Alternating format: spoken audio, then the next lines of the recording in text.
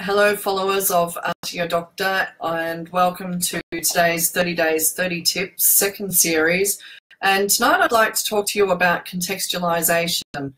As you can see, I'm in different dress to how I normally would appear. I've been to a cultural event in the Ghanaian community in Perth this evening, and it made me think about how when we are delivering and assessing our training to and with our students, the concept of contextualization is still very much misunderstood, but it's so critical to what we are trying to achieve.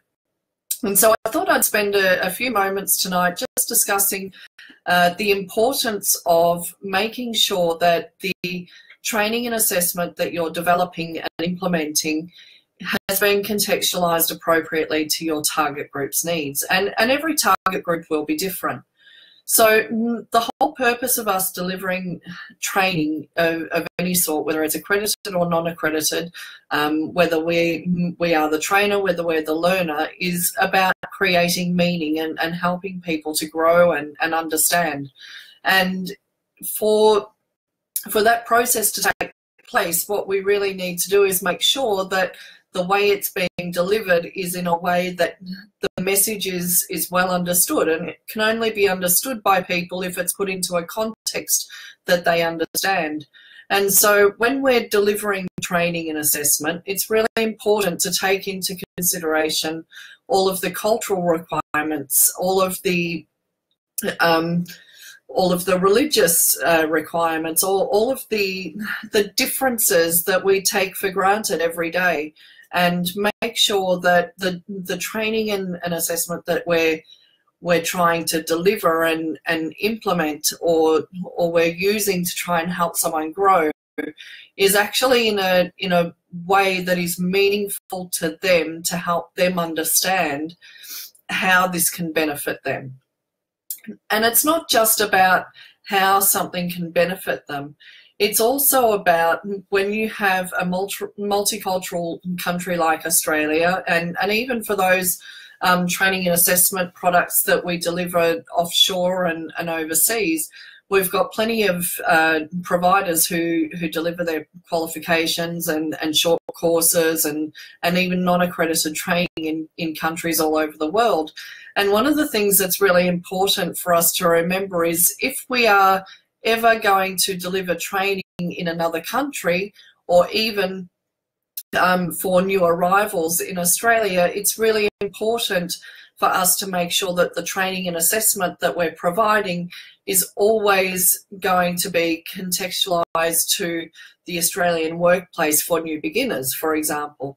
So if you're delivering something overseas, it's not likely that they are familiar with an Australian workplace context.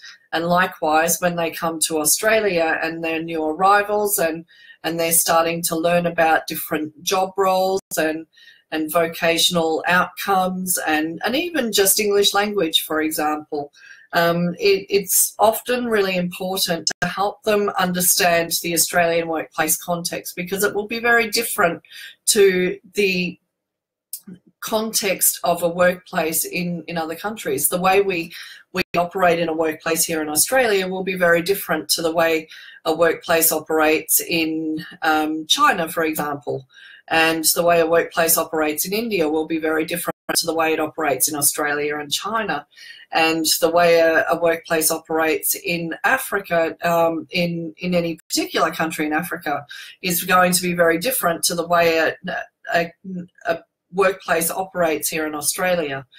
And so it's important that we don't just take into consideration the workplace, but we also make meaning and create meaning and help people to understand, because ultimately the purpose of training anybody is to help them grow and become better people and provide them with skills and knowledge. And if we're not putting that into a way that is meaningful to them and that they can then transfer into other areas of their lives, then I think we're doing not just our learners a disservice, but also the the job that we're doing as well. We're robbing ourselves of the opportunity to create the change that we want to create, the legacy that we want to leave behind. Because if we're not making learning meaningful and the outcomes of that learning is not meaningful, then we've really not achieved our purpose. And so I want to leave you tonight very briefly, because I realise it's Friday night, but what I do want you to remember is next time you are putting together a training and assessment strategy, for example, or next time you're putting together your session plan, or next time you're putting together your assessments, I want you to think about, who is my target group? Who are the different students that we have in here? What are the different backgrounds? What are the different religious requirements? What are the different social requirements? What is it about the diversity of that group that can either enhance or be triggered and jeopardized by the work that we're doing here today? And what can I do as a trainer or a facilitator of learning to make sure that the message that I need to convey is going to be meaningful, transferable, and memorable for all of the people involved in the training and assessment?